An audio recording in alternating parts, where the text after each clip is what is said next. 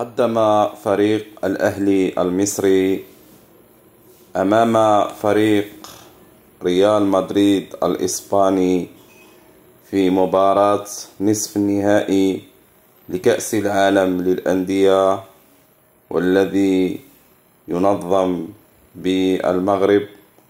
ولعب فريق الأهلي المصري ضد الفريق ريال مدريد بمركب الأمير مولاي عبد الله بمدينة الرباط.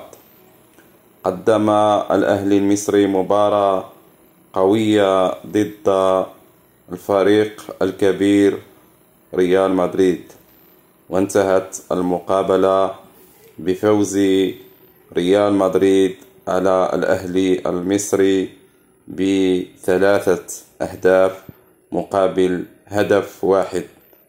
حقا كانت مباراة شيقة، وقدم فريق الأهلي المصري مباراة قوية أمام فريق قوي وفريق عالمي.